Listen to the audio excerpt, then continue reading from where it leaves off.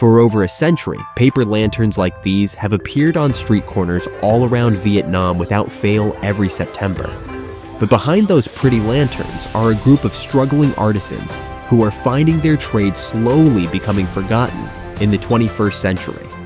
Join us as we step into the workshop of perhaps one of Vietnam's last true lantern masters, and discover how one man's unwavering dedication might just be the spark that reignites a dying art for generations to come.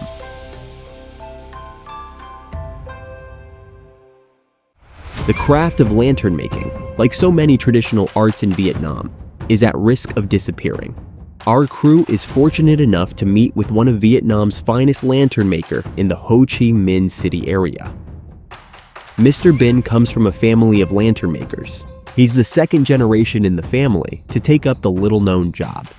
This area is part of District 11 of Ho Chi Minh City, and it's one of the most famous crafts villages, a legally recognized area where a certain traditional art or trade is done. Ba mình lúc đó là di cư ở đây. Đó, thì ngày xưa ông bà vô đây nguyên cái làng, thì ở đây nó có khoảng trên 100 hộ để làm.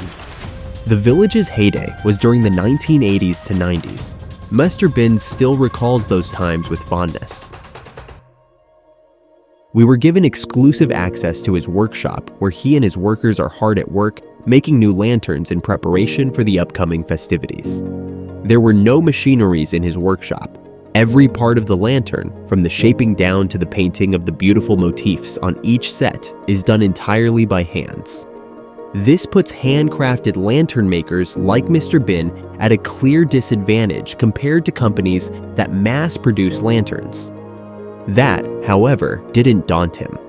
As our crew watch on with interests, Mr. Binh demonstrated for us how a lantern is made from scratch.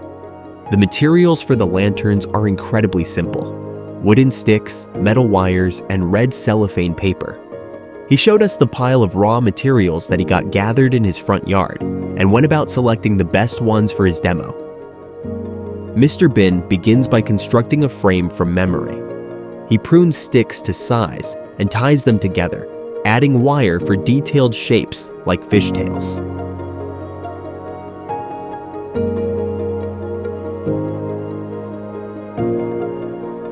Once the lantern structure has been completed, he and his workers would wrap it in red cellophane. When lit from the interior, the cellophane would make the lantern glow red, the color of fortune, happiness, and prosperity in Vietnamese traditional belief. Finally, skilled workers paint intricate details onto the lantern, bringing dragons, carps, and other designs to life. The finished product is then ready for sale. It may look simple, but Mr. Binh has spent decades mastering the skills needed to turn simple sticks and metal wires into lively lanterns. And the process itself is grueling and can take a lot of time. Despite all the hardships and the fact that the lanterns are handmade, Mr. Binh still sells his lanterns for quite cheap, between 20,000 to 30,000 Vietnam dong, or around $1. This, according to him, is barely enough to hire workers. Cái giai đoạn khó khăn nhất mà trong cái làng đèn Trung Tu, những cái lồng đèn của Trung Quốc, có pin, có nhạc.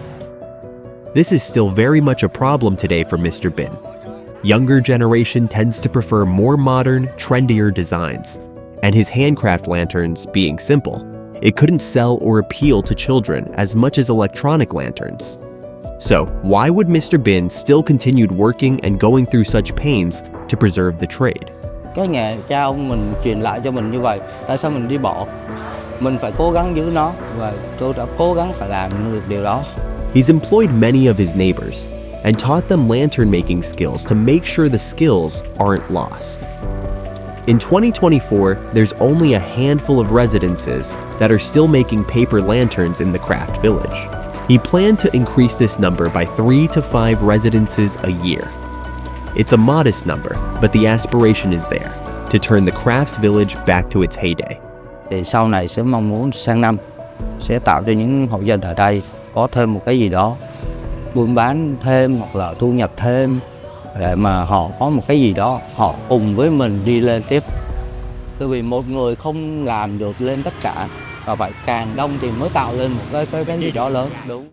In the past, Vietnamese lit lanterns on many different special occasions, from weddings to mid-autumn celebrations.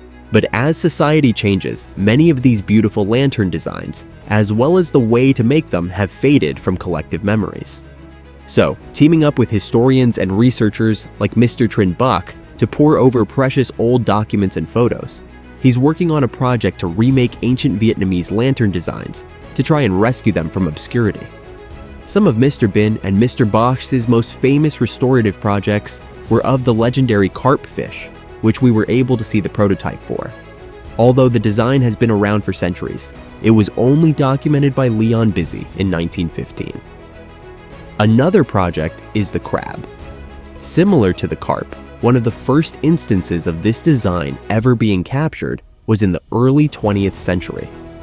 The duo made two different versions for this design, one of a crab that's been boiled with reddish skin, and one that's still fresh with lively blue-toned carapace.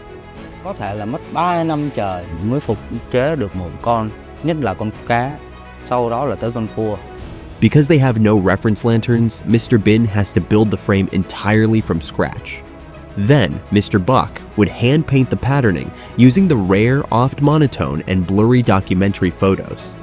Even then, as Mr. Buck explained, the painting technique was difficult even for masters like him. Rất là cực không thể tả nổi, nhưng mà mình vì cái niềm đam mê và vì những cái mà ông bà ngày xưa để lại cho chúng ta còn sót lại, thì mình với chú Trịnh Bạch đang cố để làm nhiều. Fortunately, their labor of love was widely recognized not only by fellow Vietnamese, but enthusiasts overseas as well. 4 năm về trước là bắt đầu quốc tế bắt đầu biết đến nhiều hơn. Có những trường hợp như là quán ăn ở bên đó, hoặc là những trường học, trung tâm, họ muốn tổ chức một cái sự kiện nào đó cho trường học của họ, và họ tìm tới Bình và đặt những cái lồng đèn. Chief among them have been Australian clients who commissioned Mr. Binh to build 3 notable projects for exhibition, including a pair of kangaroos, an emu bird, and a paper crocodile. Today, you can still visit Craft Village Phu Bin in Ho Chi Minh City and find many stalls selling handcraft lanterns, especially during the mid-autumn seasons of late August and early November. Speaking of what he hopes the future would hold, Mr. Binh shares a rather beautiful wish. Nhưng mà mong muốn đó, năm nào mình cũng sẽ tổ chức cho các em tại khu phố của mình nữa, để mình nhớ lại những cái kỷ niệm ngày xưa của mình đó, của mình mà ông bà mình đã cho mình những cái đó. Thì bây giờ mình cũng mong muốn làm sao để cho các em biết những cái trung thu là của các em như thế nào. Và cái con phố này, cái con đường này, thì tôi sẽ cố gắng tập hợp các em lại, phát lồng đèn cho các em tự đi chơi, tự rước đèn, tự chơi vậy đó, đi khắp xóm, khắp phường vậy thôi.